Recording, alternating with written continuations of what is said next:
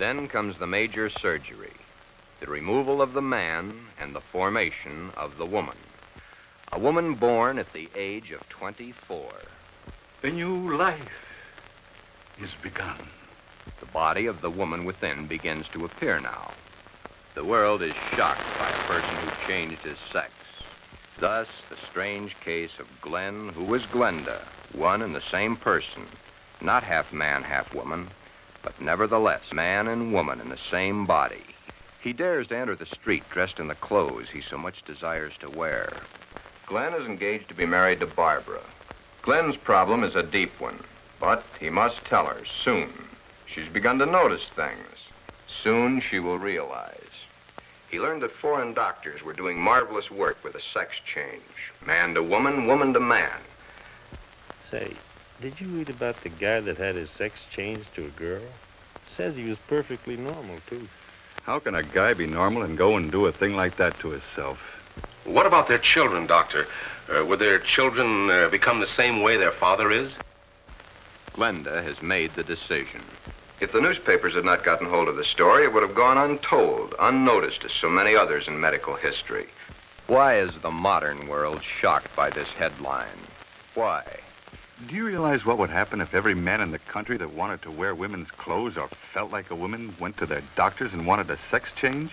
Glen and all the hundreds of thousands of other Glens across the nation face quite a problem.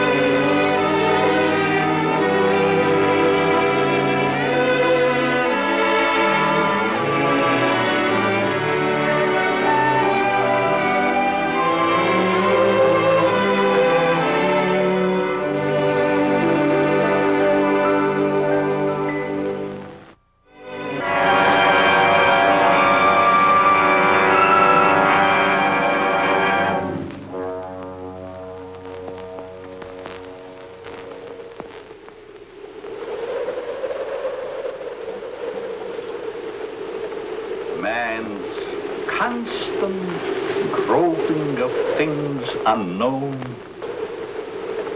drawing from the endless reaches of time, brings to light many startling things.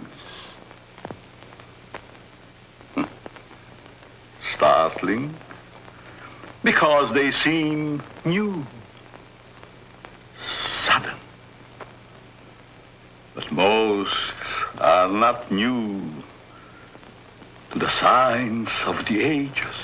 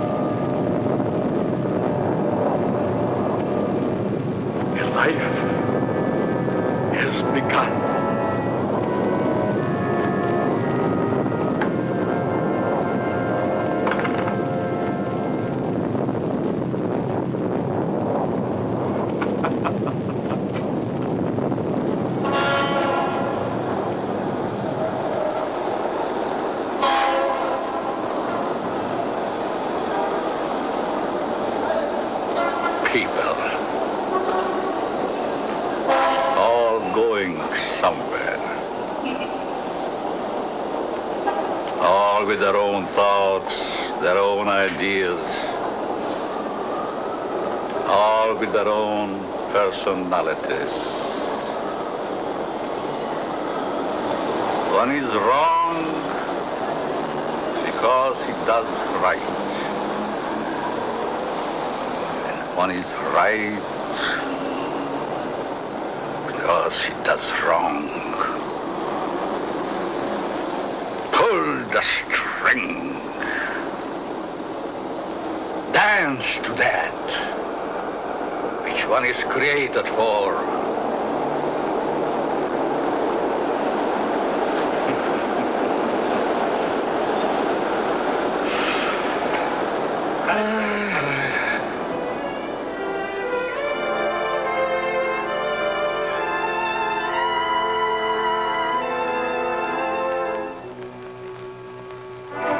A new day is begun.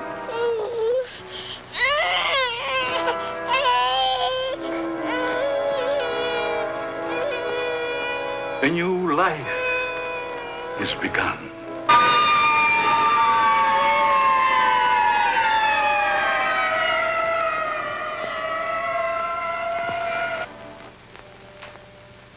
A life is ended.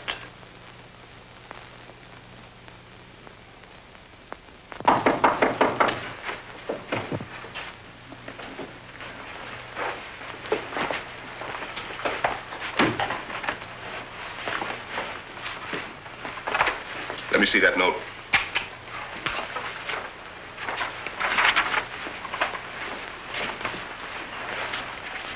The records will tell the story. I was put in jail recently. Why? Because I, a man, was caught on the street wearing women's clothing. This was my 4th arrest for the same act. In life, I must continue wearing them. Therefore, it would only be a matter of time until my next arrest. This is the only way. Let my body rest in death forever in the things I cannot wear in life.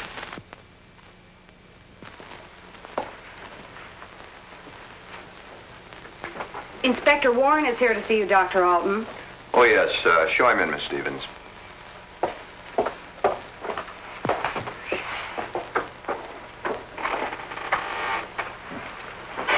Inspector? Doctor? Sit down. Thank you.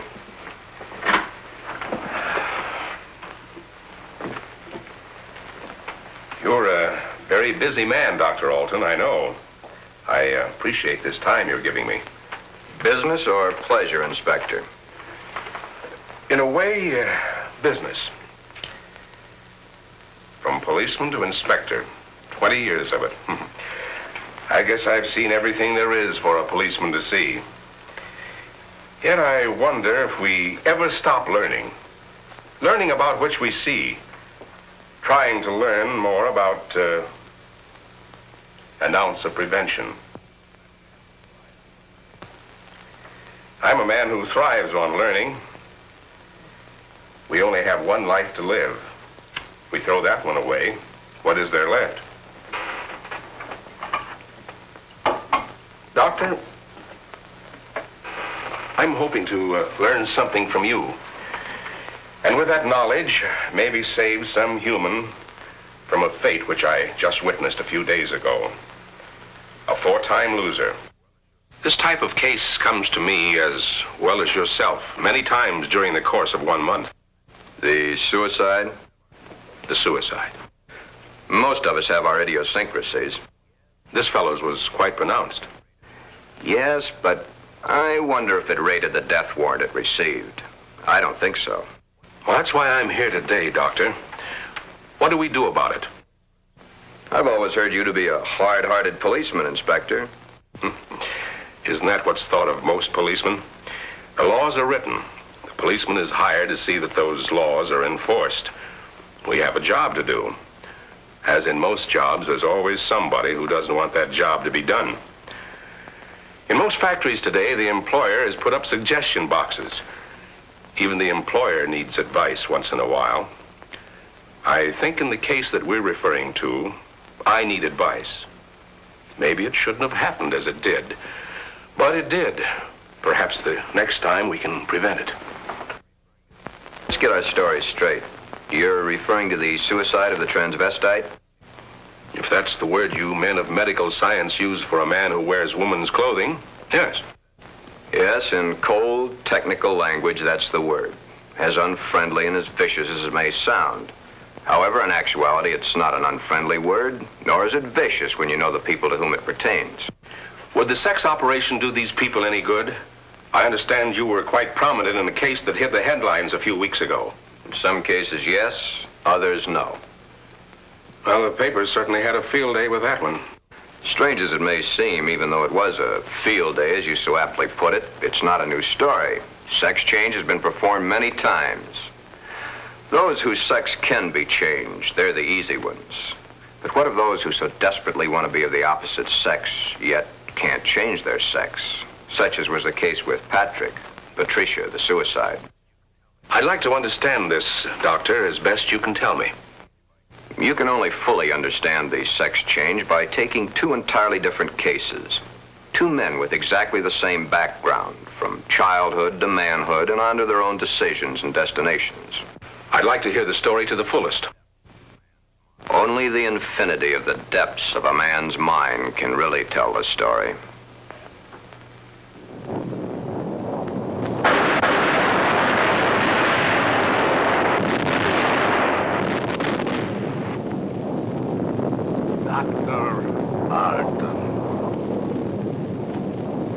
A young man, though he is, speaks the words of the All-Wise. No one can really tell the story. Mistakes are made. But there is no mistaking the thoughts in a man's mind.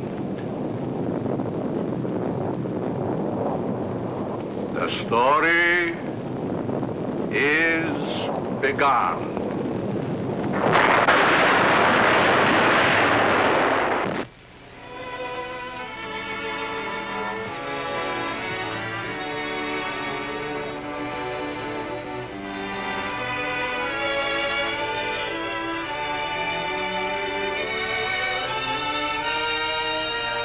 One might say, there, but for the grace of God, go I. Why is the modern world shocked by this headline? Why? Once, not so very long ago, the people of the world were saying, airplanes, why, it's against the Creator's will. If the Creator wanted us to fly, he'd have given us wings. but we fly. Maybe some of you may still remember an even sillier remark. Automobiles? Bad. They scare the horses. If the Creator had meant for us to roll around the countryside, we'd have been born with wheels. Silly? Certainly. We were not born with wings. We were not born with wheels. But in the modern world of today, it's an accepted fact that we must have them. So we have corrected that which nature has not given us. Strangely enough, nature has given us all these things. We just had to learn how to put nature's elements together for our use, that's all. Yet, the world is shocked by a sex change. If the Creator had wanted us to fly, he'd have given us wings. If the Creator had meant us to roll around the countryside, we'd have been born with wheels. If the Creator had meant us to be boys, we certainly would have been born boys.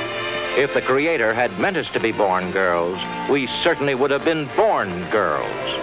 Are we sure? Nature makes mistakes. It's proven every day.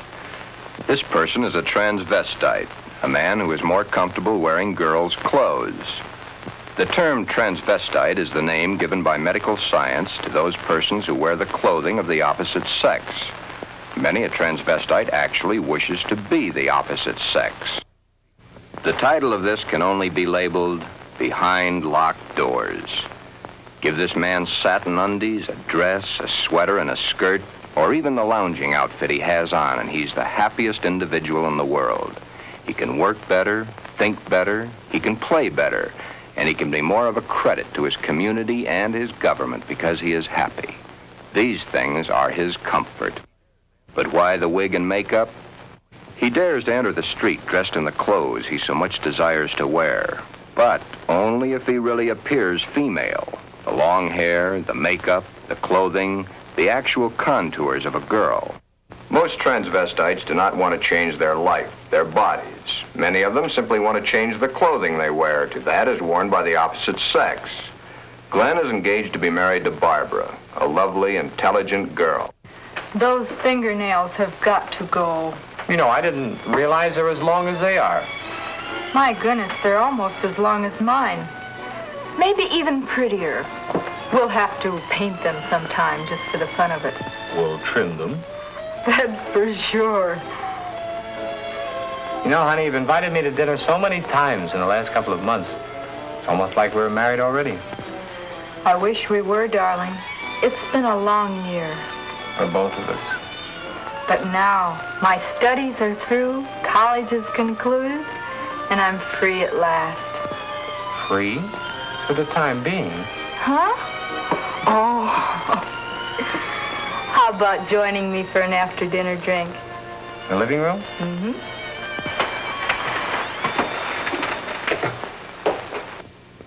Modern man is a hard-working human. Throughout the day, his mind and his muscles are busy at building the modern world and its business administration. His clothing is rough, coarse, starched, according to the specifications of his accepted job. At home, what does modern man have to look forward to for his body comfort? The things provided for his home, a wool or flannel robe, his feet encased in the same thick, tight-fitting leather that his shoes are made of. These are the things provided for his home comfort. It doesn't look so comfortable, does it? And get the hat. Better still, get the receding hairline. Men's hats are so tight they cut off the blood flow to the head, thus cutting off the growth of hair. 7 out of 10 men wear a hat, so the advertisements say. 7 out of 10 men are bald. But what about the ladies? Yes, modern woman is a hard-working individual also, but when modern woman's day of work is done, that which is designed for her home comfort is comfort. Hats that give no obstruction to the blood flow. Hats that do not crush the hair. Interesting thought, isn't it? Just for comparison, let's go native. Back to the animal instinct. There, in the lesser civilized part of the world, it's the male who adorns himself with the fancy objects, such as paints, frills, and masks. The true instinct. The animal instinct. Bird and animal life. Is it not so that it's the male who is the fancy one? Could it be that the male was meant to attract the attention of the female? What's so wrong about that? Where is the animal instinct in modern civilization? Female has the fluff and the finery, as specified by those who design and sell. Little Miss Female, you should feel quite proud of the situation. You, of course, realize that it's predominantly men who design your clothes, your jewelry, your makeup, your hairstyling, your perfume. But life, even though its changes are slow, moves on. There's no law against wearing such apparel on the street, as long as it can be distinguished that man is man and woman is woman. But what is it that would happen were this individual to appear this way on the street? You're doing it now, laughing. Yet, it's not a situation to be laughed at. Thus, the strange case of Glen, who was Glenda, one and the same person, not half man, half woman, but nevertheless, man and woman in the same body, even though by all outward appearances, Glen is fully and completely a man.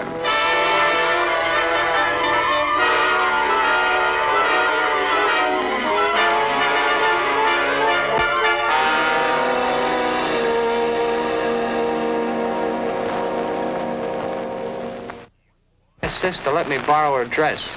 You want to borrow your sister's dress? What for? I want to wear it to the Halloween party. There are names for boys who go around wearing girls' clothes. Oh, don't be silly, darling. You go ahead and wear your sister's dress, Glen.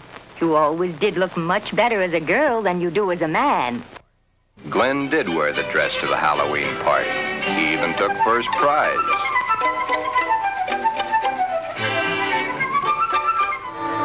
Then one day it wasn't Halloween any longer.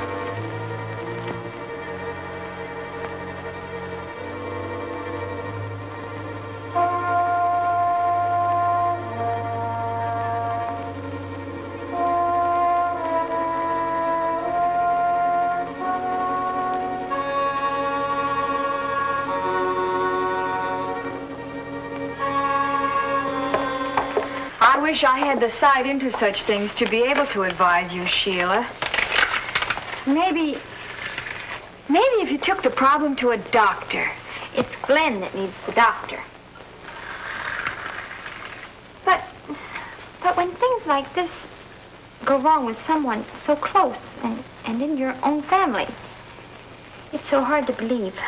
It's not really hard to believe. It's just hard for you to accept. Well, of course it's hard for me to accept. Suppose I were to come home with Roy or one of my other boyfriends some night and find Glen like I did last night. Yeah, that would be hard to explain. That's the understatement of the year. Just how does one go about introducing your friends to your brother when brother's wearing your best sweater and your skirt and makeup to boot?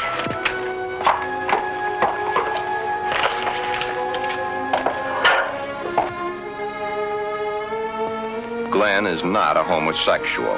Glen is a transvestite, but he is not a homosexual. Transvestism is the term given by medical science to those persons who desperately wish to wear the clothing of the opposite sex, yet whose sex life in all instances remains quite normal. Would you be surprised to know that this rough, tough individual was wearing pink satin undies under his rough exterior clothing? He is. Then there is your friend the milkman who knows how to find comfort at home.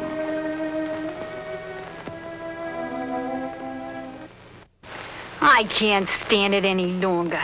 He wears all my clothes. Nothing is sacred to him, even my briefs. He has every one of my sweaters stretched out of shape. Of course, he has always replaced them, but then they didn't last long either. But, Your Honor, ruffles on his shirts and shorts, really. Glen and all the hundreds of thousands of other Glens across the nation face quite a problem. Glen is engaged to be married to Barbara, a lovely, intelligent girl. The problem? Glenda, Glen's other self.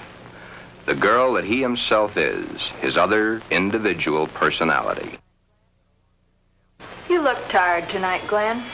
Yeah, I guess I am. It's been a long day. Have you seen the paper yet? No, what? It's headlines. A man had his sex changed to a woman. Isn't that a strange case? I wonder how some people's mind works. Well, some people aren't happy the way they are. I suppose so, but to change one's sex, that's a pretty drastic step to take. If it's the only way, I'm for it.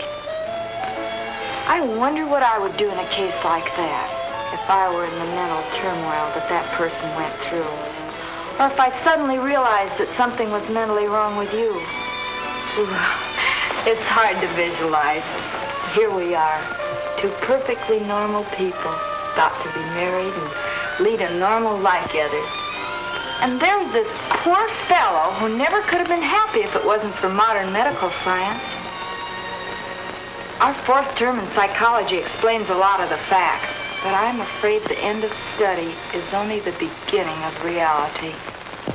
Glen's problem is a deep one, but he must tell her soon. She's begun to notice things, his nails, his eyes when he looks into a ladies' store window. So many of the little things that are hard to hide. Soon she will realize. Then there was the time Barbara was wearing the sweater Glen had always wanted to feel on his own body. It was becoming an obsession to him. He must have it. What's the matter, Glen, darling? I guess I was daydreaming. Something seems to be troubling you. Why don't you tell me? It's nothing. Once, long ago, just after we started going steady together, we promised we'd never lie to each other. Are we gonna start now, just because we're engaged to be married? It's just that... Oh, Barbara, it's nothing. That little sleep won't cure. It's been an awful long day. It's more than that. Come on, tell me, darling. Who knows? Maybe I can help. That's just it. You could. Then something is troubling you. Yes. Do I have a right to know? You have a right to know. But let's just say for the moment that I'm afraid to tell you. I'm afraid I'd lose you. Nothing could be as bad as all that. I love you and you love me. And nothing in the world can change that. I hope not.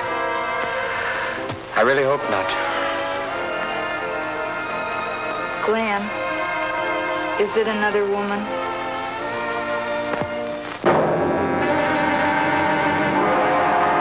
Hold the string! Hold the string! A mistake's made.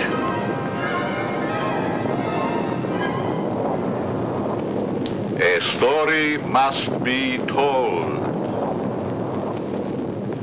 Always the same. He's not had the nerve to tell her. But he must soon come to some conclusion or forget the marriage. Should he tell Barbara of his Glenda now, before the wedding, or hit her between the eyes with it after, when it might be too late for either of them? The world is a strange place to live in. All those cars, all going someplace, all carrying humans which are carrying out their lives. The world is shocked by a person who changed his sex. Glenda is shocked also, but by another reason. Someone like her had the nerve to do something factual about their situation. There are so many problems for Glen and all the other Glens. Perhaps the fear of discovery of the underthings they wear beneath their regular outer clothing, or that which they wear during their nightly visit to Morpheus, god of sleep. Thank you very much, and I'm sure she's going to enjoy it very much. If you want to return it, be sure that you bring the sales slip. Thank you.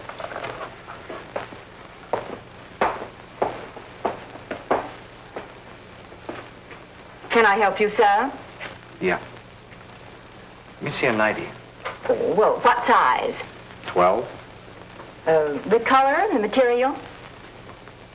Black. I'm very sure. Just a minute. Well, we have this here. Would you like that? Something like this? Has lace? Yeah. Perhaps he admires the material too long. You can see how sheer the material really is. Yes. You see, it's all pure nylon and only $21.95. And of course, it will never snag.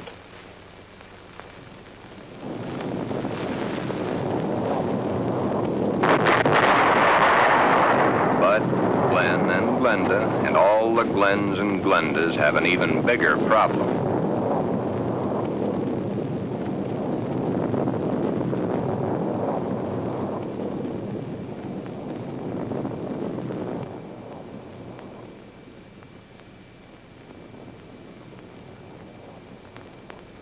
The homosexual, it is true, at times does adopt the clothing or the makeup of a woman to lure members of his own sex.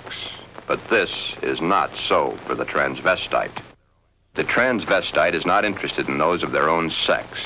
The clothing is not worn to attract the attention of their own sex, but to eliminate themselves from being a member of that sex.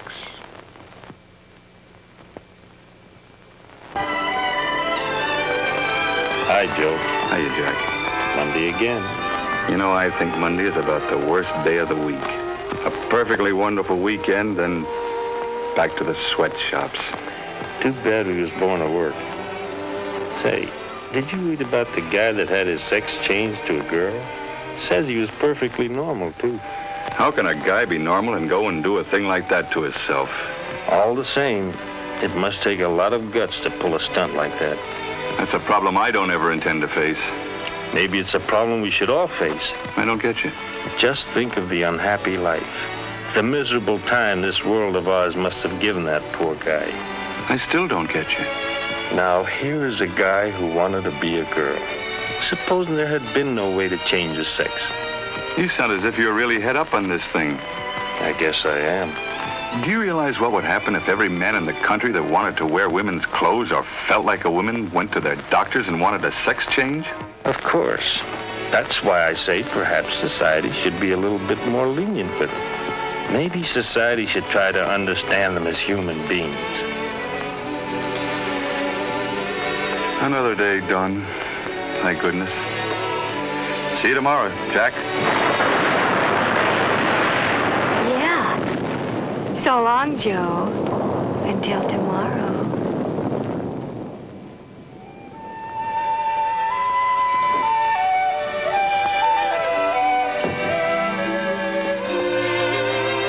Hi, Glen. Hi, Johnny. Come on in and hit it right for the kitchen. I can't let that dinner burn. You know, I thought I was going to have to eat alone tonight. Well, you probably will because I've already eaten.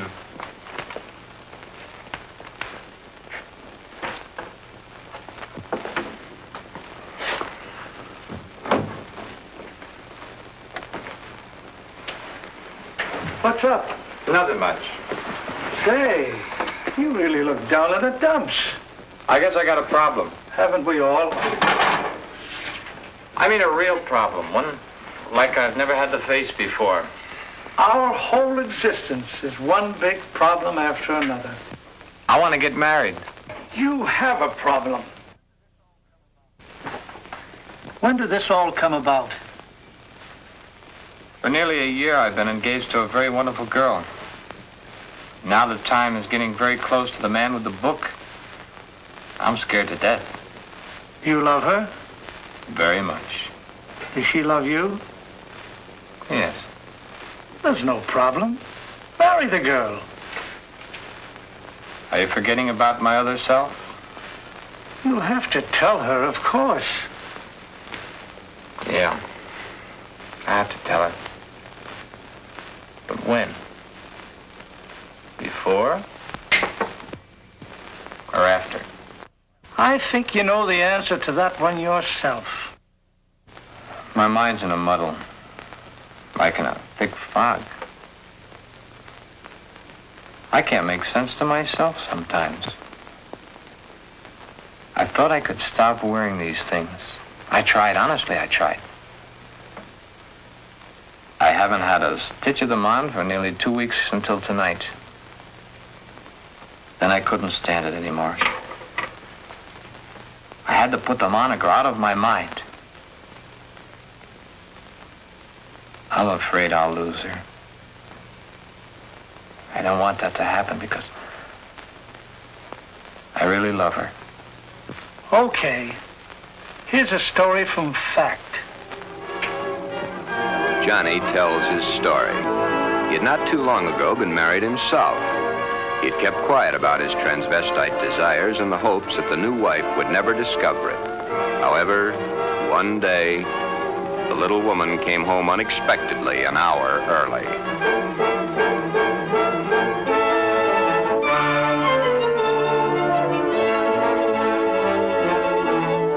That marriage ended here. Will your problem be like mine? Most probably it will. Because the love hasn't been built up for such a thing. She, your wife, she will not have been taught enough about the problems to cope with it. Glenda must now make her decision. Or forever forget the marriage to Barbara. Glenda should consult a competent psychiatrist, but then very few transvestites wish to change their strange desires. This is their life. To take it away from them might do as great a harm as taking away an arm or a leg, or life itself. Many even carry their transvestite desires to the grave with them. Yes, it is a problem. But Glenda, remember back almost a year ago when Glen and Barbara accepted each other? Good night. That's the 6th time you've said goodnight. I guess it is. Look. Come on over here a minute. What is it? Never mind, just sit down.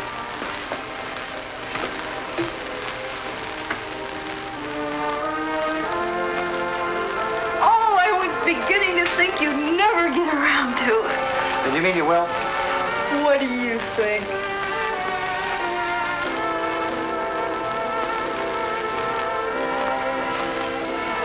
When? I must finish college first.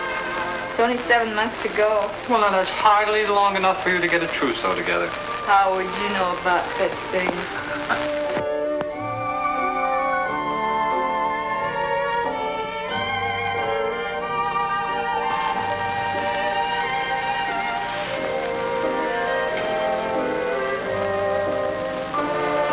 Glen, what's the matter? Huh? All of a sudden, you seem 1,000 miles off. Yes, I guess I was, huh? That's a mighty pretty dress you're wearing tonight. I wear my best to please you.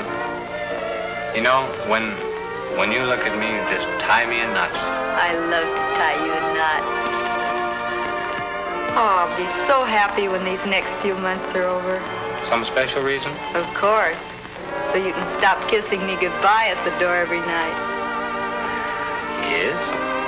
So you can hold me close to you always. Yes? Then all you'll have to do is call and close your eyes to feel my lips on yours.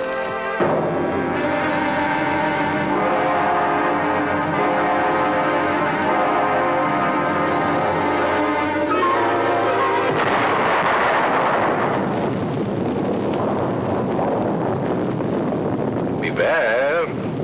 Beware. Beware of the big green dragon that sits on your doorstep. He eats little boys, puppy ducktails, and big fat snails. Beware. Take care. Beware.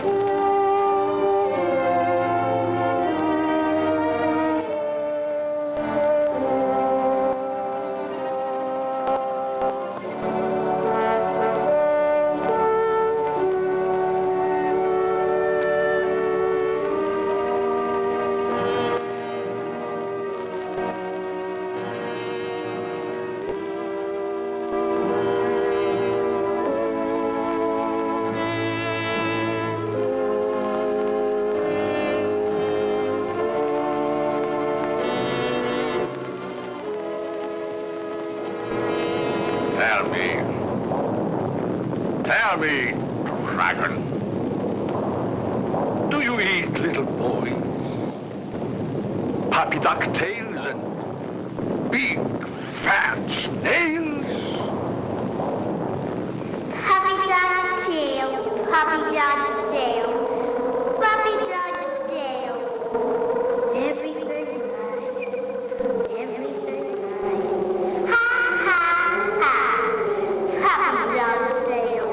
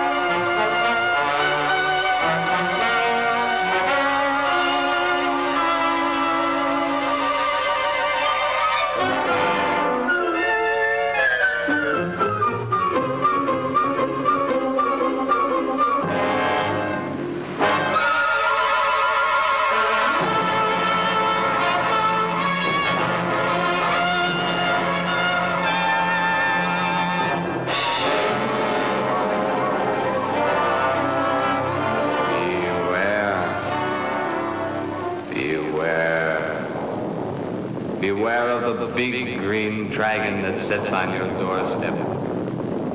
He eats little boys, puppy dog tails, and big fat snails. Beware, take care. Beware.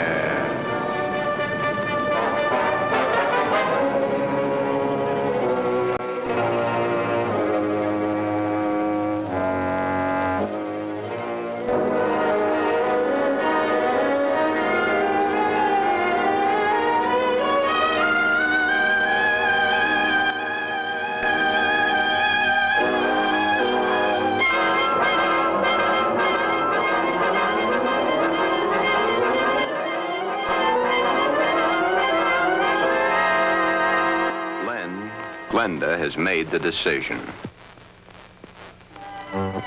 Glen has decided to tell Barbara of his dual personality.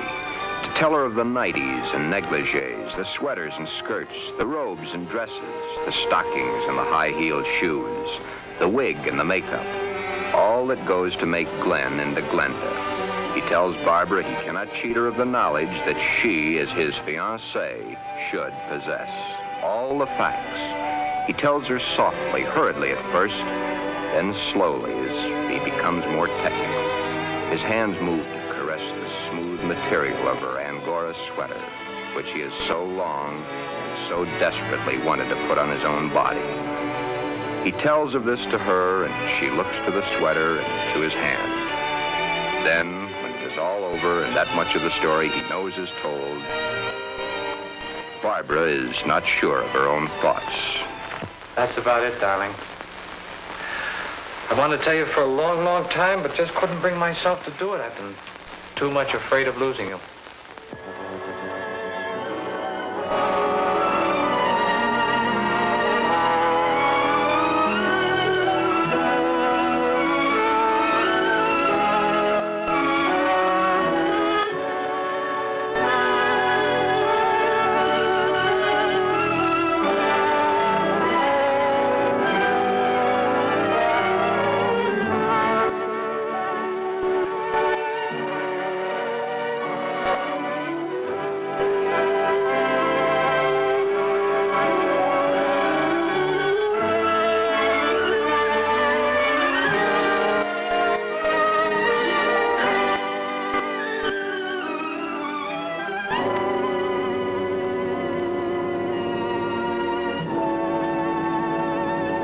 Glen, I don't fully understand this, but maybe together we can work it out.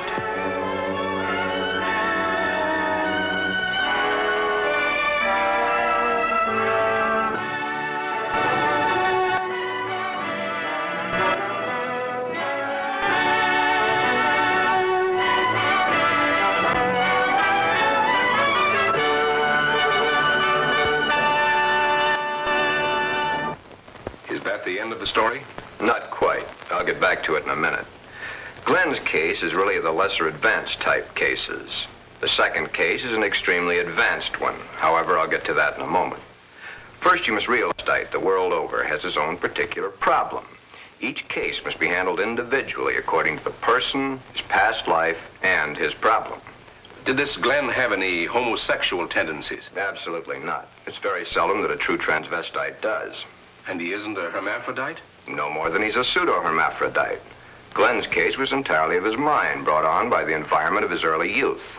What about their children, Doctor? Would their children become the same way their father is? No. Transvestism is not hereditary.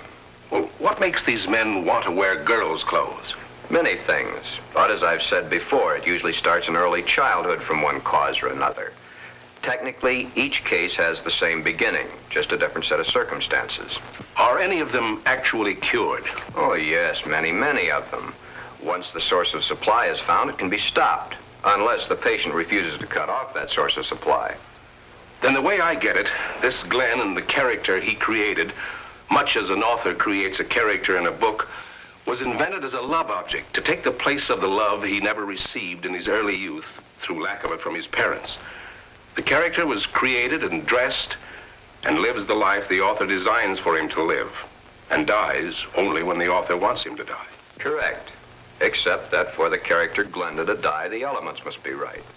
But to enlighten you a little further, there's the second story, that of an extremely advanced case. Let's call this person Alan, Ann. Alan had a mother who wanted a little girl. The father didn't care much one way or the other. Alan did not enter the competitive sports that the other boys of the school did.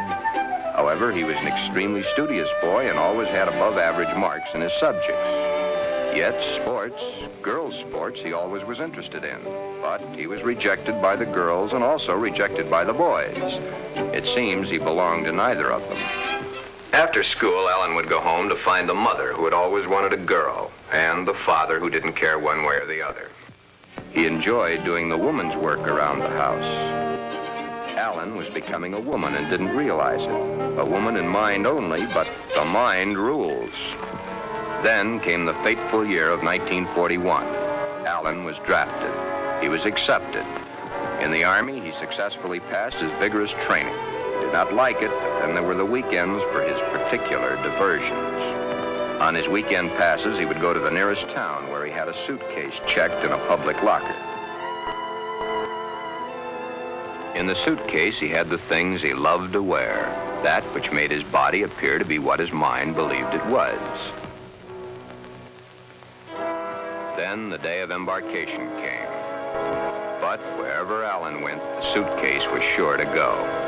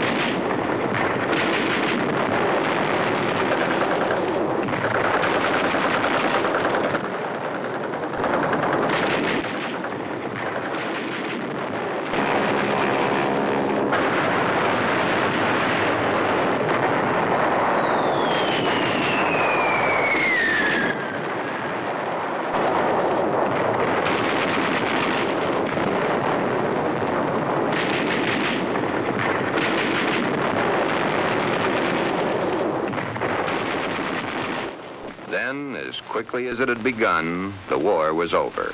Alan came home. Alan had learned all the terms directed at men like himself, but no one had found out his aversion.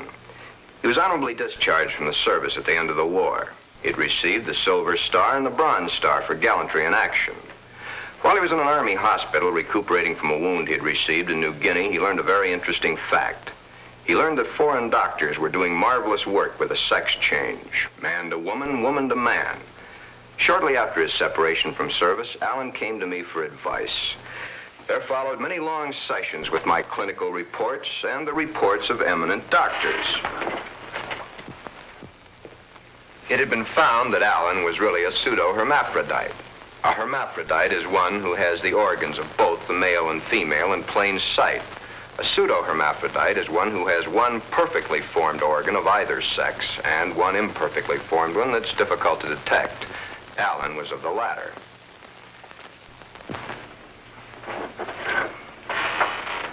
Alan was then given his choice. That which nature had given him was a mistake.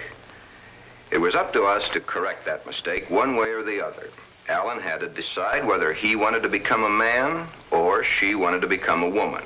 Both were completely possible. Small boned, fair of complexion, his hair thin like a woman's, his body slim, hips slightly girlish. It was easy to see his decision, along with the fact that he had been brought up from early childhood to believe that a woman was the thing to be. Alan decided to become a woman. This, after all the help I could give him, was only the beginning. During the following 2 years, he was to go through the tortures of the damned.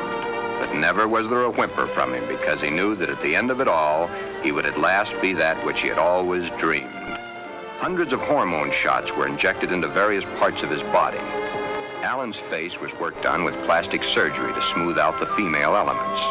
Long, tedious hours of work. The big day, or the starting of many big days, for it was to take many. The series of operations are performed slowly and at intervals to prevent any unnecessary shock to the nervous system. Still, the hormone shots continue. Day after day, week after week, month after month. And even then, when the operation is over, the sex has changed, the shots must continue as long as Alan lives.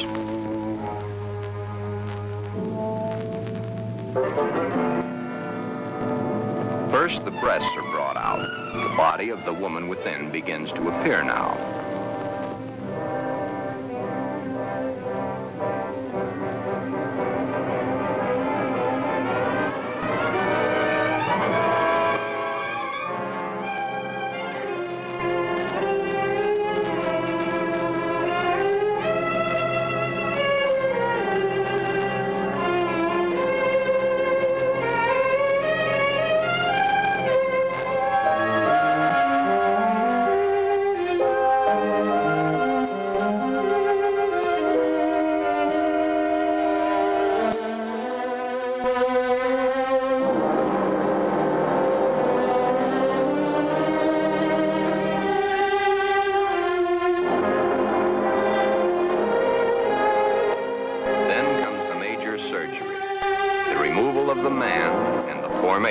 Of the woman.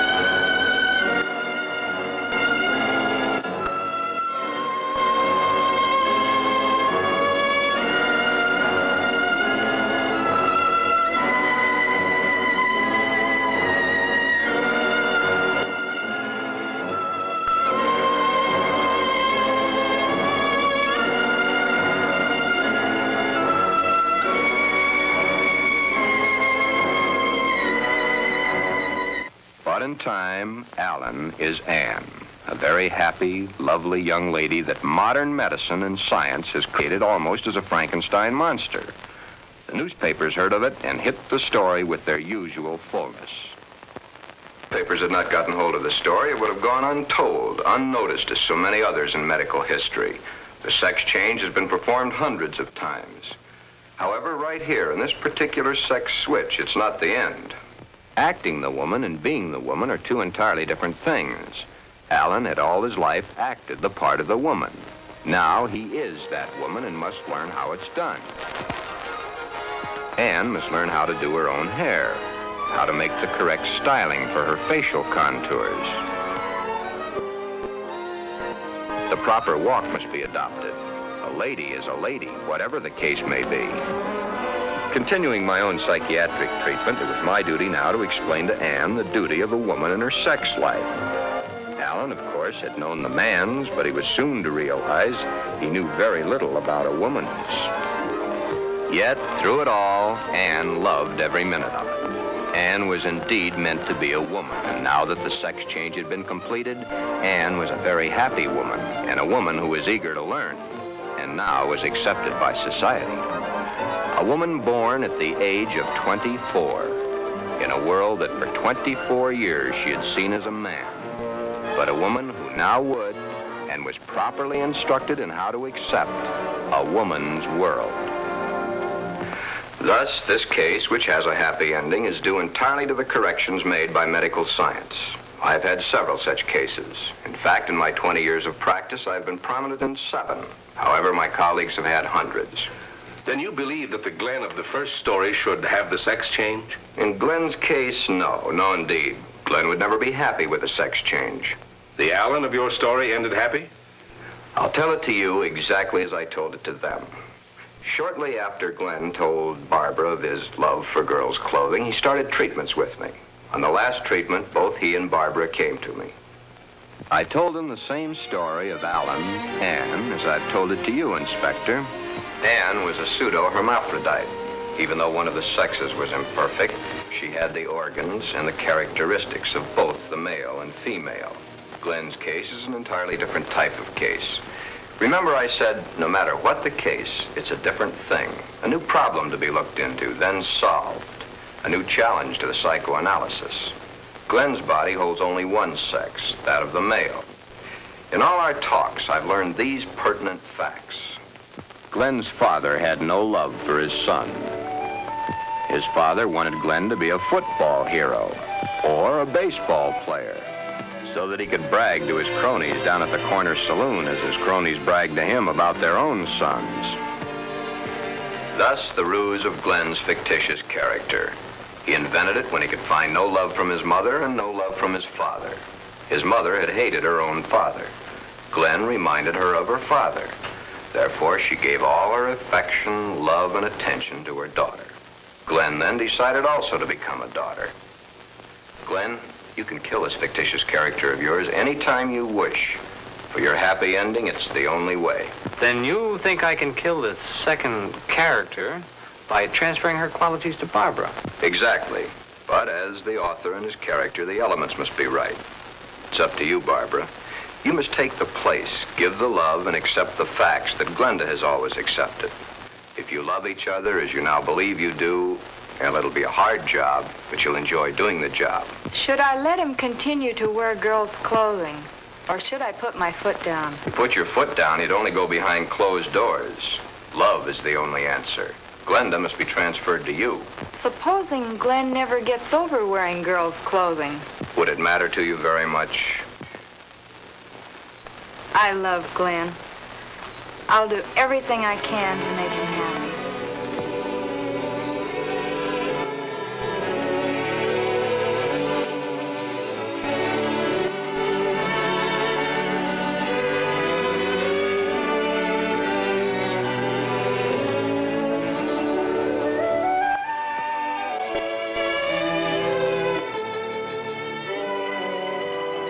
The end is only the beginning. Time passes. Soon, due to a happily married life, the remembrance of the psychiatric treatments, and Barbara's love and understanding, Glenda begins to disappear forever from Glen. Glen has found his mother, his little sister, his wife, and his Glenda all in one lovely package. Thus, Glen's case has a happy conclusion. Therefore, two entirely different cases, handled in two entirely different ways, have a happy ending.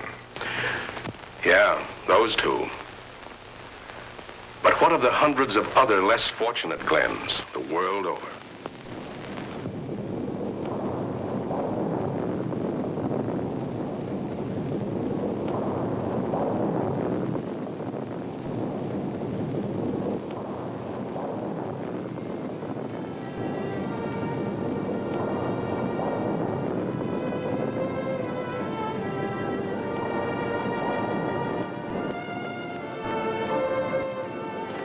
Yes.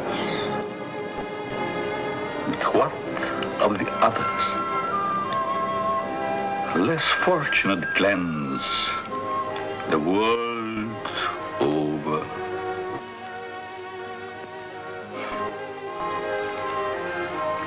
Oh, snips and snails and puppy duck.